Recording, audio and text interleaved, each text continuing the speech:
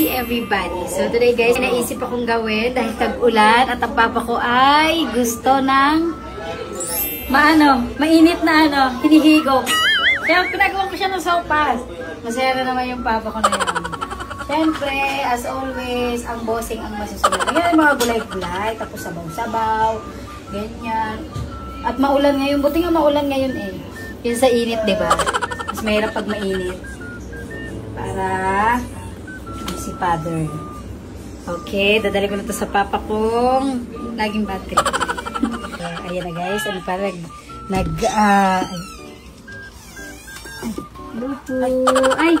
papa! Pinanawa kita ng ano pa? Sopas! Oh, susubop. Papa, pinanawa kita ng sopas. Oy, oh! May sopas. Kaso, paayos muna natin ito higaan para malagay natin sa lamesa. Paano pa ko ng tubig dito? Yan! Yan! Kakain na! Sobrang lamig na pa-aircon ka pa. Aircon ka pa. Ay! Teka lang, mainit-init to pa ha. Pero maganda kasi yung higop para mainit ang sikmura ng papa ko. Hindi yung lagi siyang iba yung nainit sa kanya, yung ulo niya lagi. Iniisip mo rin na init eh, ulo niya eh. Tikman mo muna pa ha.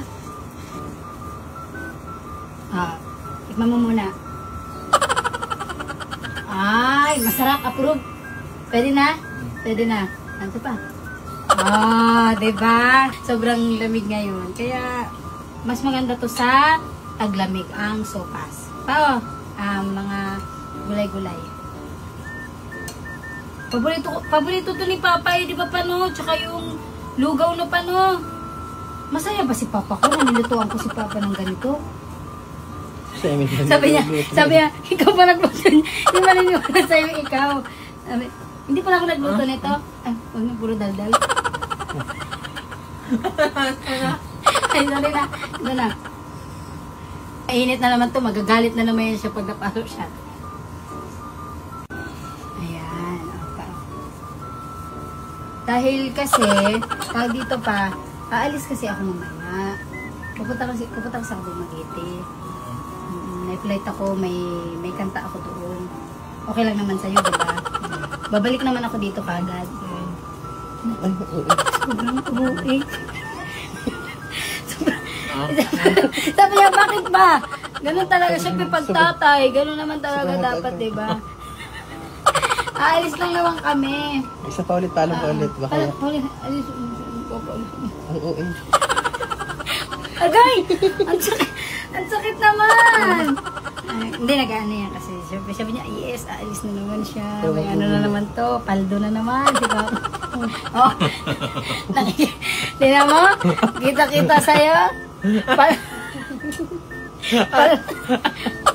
Aray ko! Paldo na naman si Papa mo! Pagawin ka! Ay, no! Sabi niya, okay lang. Sabi niya, okay lang na aalis ka na. Ikaw ba?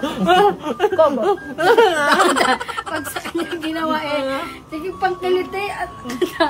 Papa, ang dami mo ng basher. Binabas ka mo nila ako pa dahil sa buhok mo. Hindi daw kita pinapagupitan. Ayaw na kasi magpagupit. Anin ko, pipilitin ko ha para sa inyong lahat. Titingnan natin yung mood niya. Okay? Huwag mong pag-usapan. So, ayun lang guys. Mag-ano muna kami dito ni Papa. Mag-uusap-usap muna kami dito. Magbabanding kami. Habang, nagkakain ng sopas. So, ayan. Bye na everybody! Hi everybody! So, I'm back again.